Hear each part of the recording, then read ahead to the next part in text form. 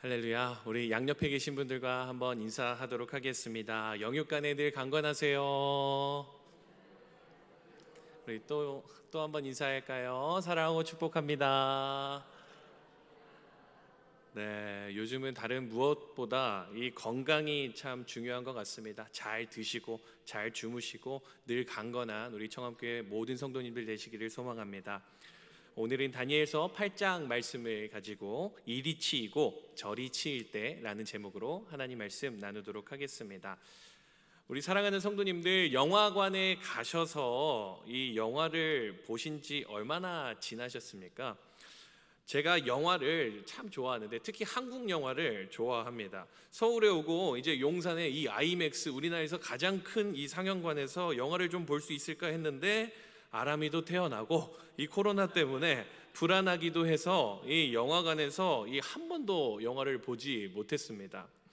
그러던 중에 얼마 전에 제가 TV 영화 채널에서 예전에 봤었던 이 영화가 하나 방영을 하고 있었습니다. 그 영화는 바로 이 화면에 나오는 마이 웨이라는 영화입니다. 혹시 보신 분들이 계신지 모르겠습니다.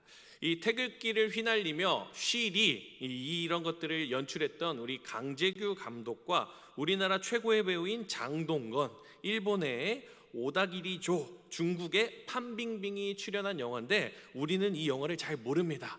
한마디로 영화가 흥행하지 못했던 것이죠. 이 영화가 이런 내용입니다. 이 장동건 이 배우가 영화 속 이름이 준식이인데 이 준식이는 원래 인력거를 끌던 그런 사람이었습니다. 그런데 이 일제강점기 속에 이 일본군에 징용이 되고 맙니다.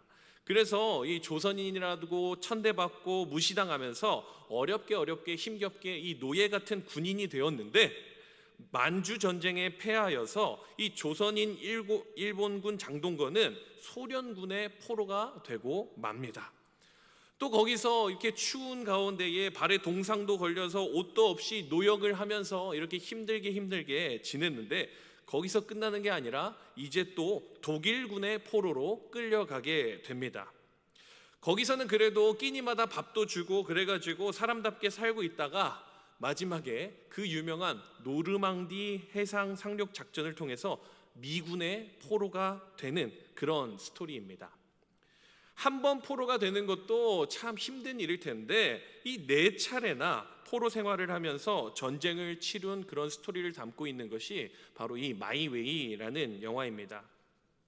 그런데 놀라운 것은 이 영화는 실제 있었던 인물인 양경종 씨의 스토리를 가지고 만든 영화라는 것이죠.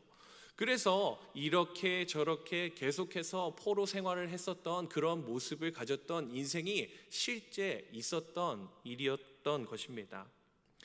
이곳 저곳에서 포로 생활을 하던 영화 속 이 준식이와 오늘 본문의 이 다니엘은 참 많이 닮아 있습니다. 그리고 또 오늘날 우리들의 삶이 연결되어지는 것 같습니다.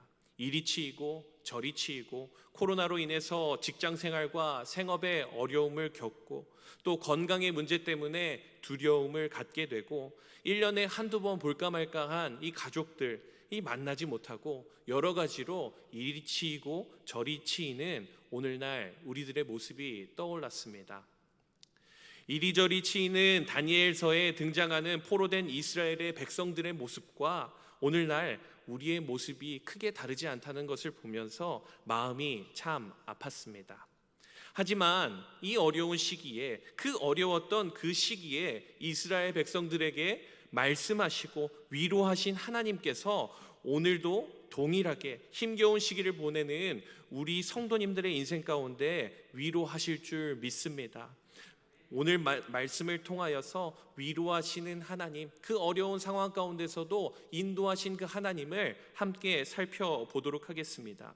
먼저 오늘 본문 다니엘서 8장의 스토리를 간략히 말씀드려보면 다니엘이 2년 만에 새롭게 환상을 보게 되는 장면입니다.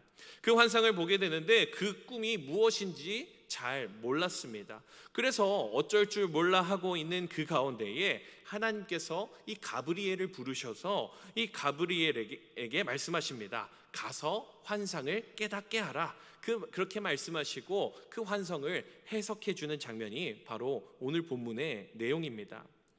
오늘 본문을 다 읽지는 않았지만 이 오늘은 두 마리의 동물이 등장을 하는데요. 숫양과 숫염소, 이 숫양과 숫염소 환상이 나타나고 있습니다.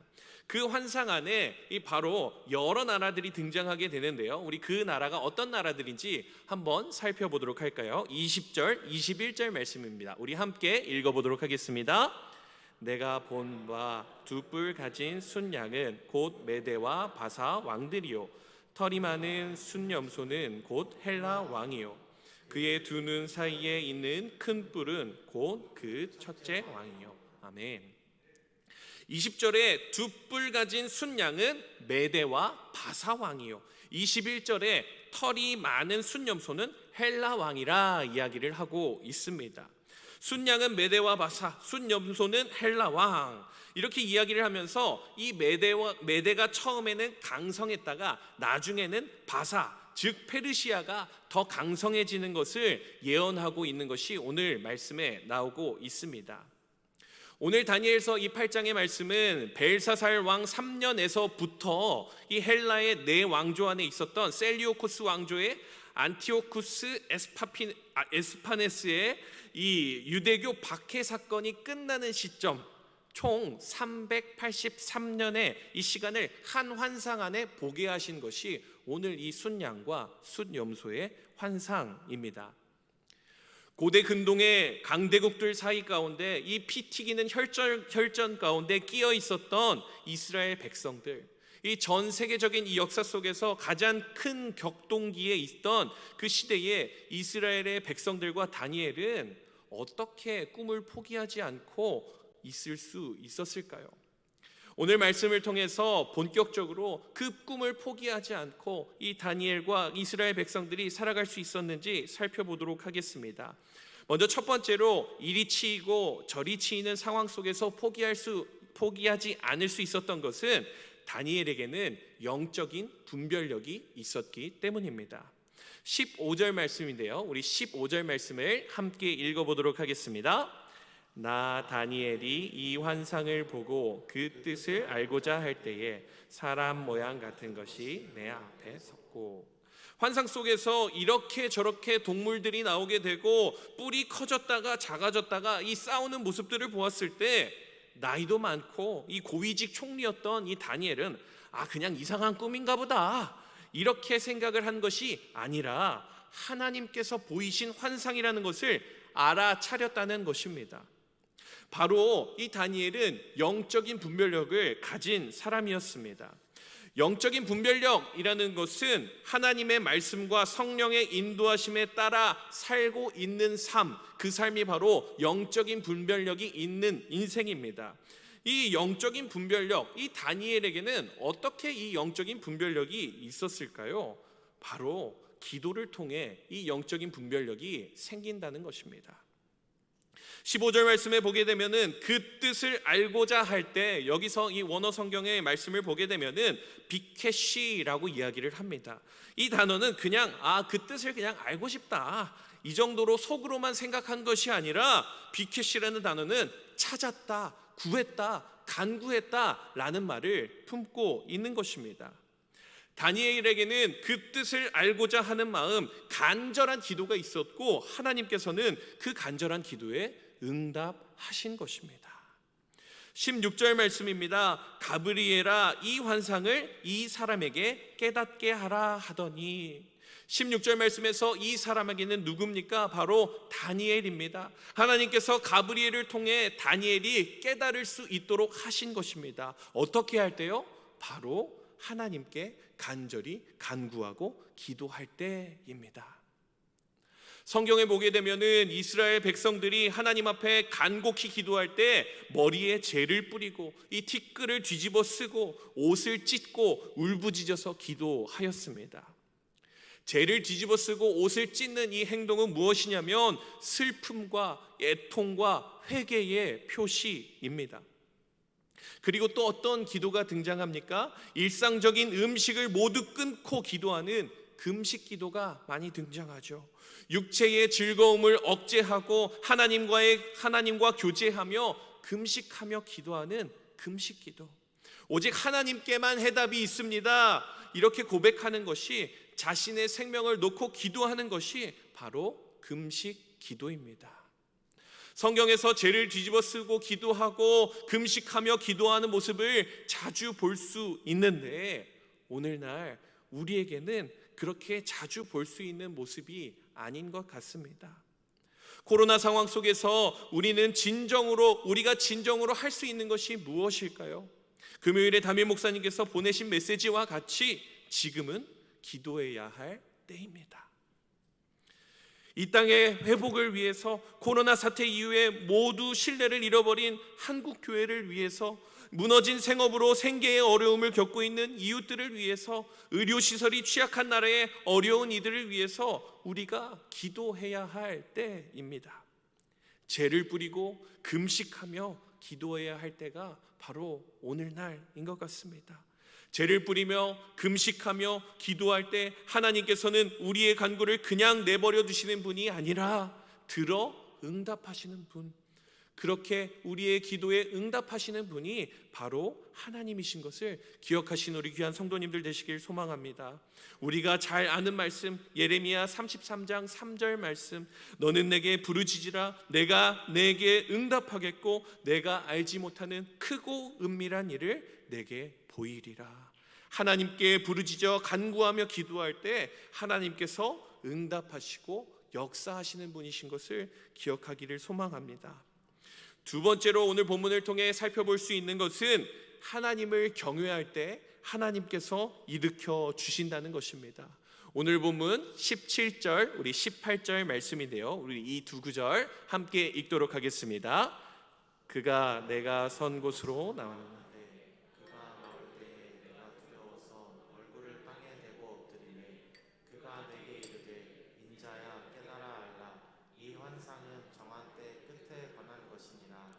그가 내게 말할 때에 내가 얼굴을 땅에 대고 엎드려 깊이 잠들매 그가 나를 어루만져서 일으켜 세우며.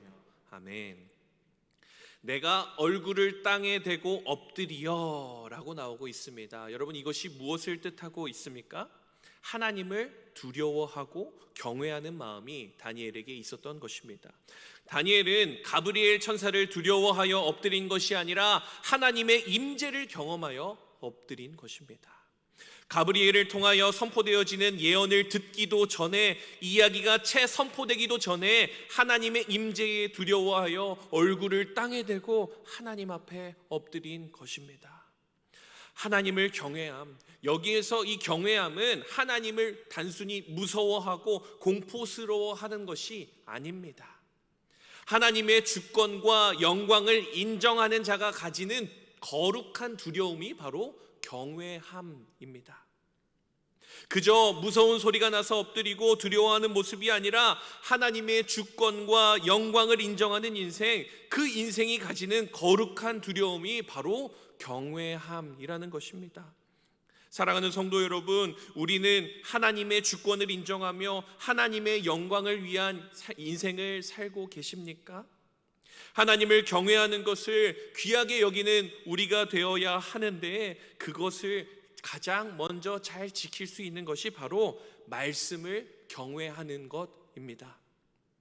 제가 좋아하는 찬양 중에 이 찬양이 있습니다. 말씀 앞에서 라는 찬양인데요, 이 말씀을 준비하다가 이 찬양의 가사가 많이 떠올랐습니다.